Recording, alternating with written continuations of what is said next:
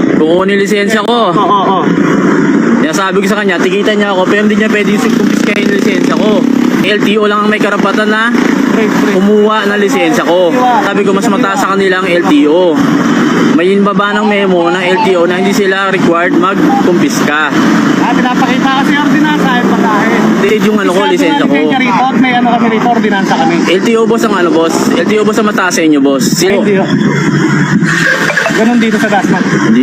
Kakaiba rin tong enforcer na to, may sarili daw silang ordinansa na nangungumpiska ng lisensya, no? Alam nyo ba guys na dahil sa nangyari kay James Deakin, no, sa pagkakahuli ng kanyang anak ay hindi na pwedeng mangumpiska ng lisensya ang mismong LTO.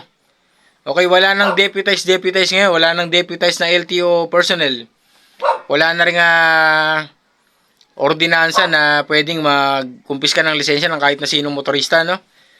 Bali, ang nilabas ngayon na order ng secretary ng LTO, hindi na raw kukumpiskahin ng mga lisensya ng mga violators.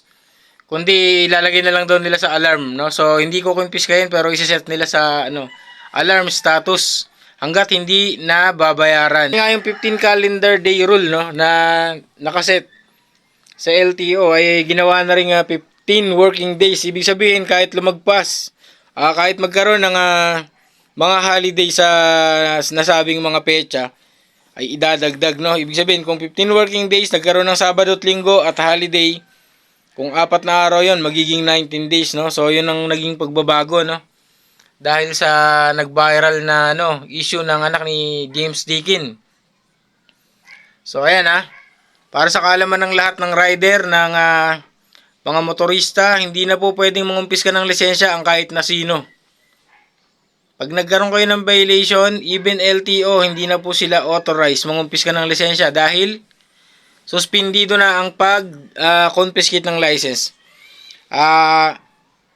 Ang tingin ko issue na lang kayo ng ticket para sa violation at kailangan nyo itong bayaran, no? So, as long as hindi nyo pa nababayaran, nakaset yung inyong lisensya sa alarm status, no?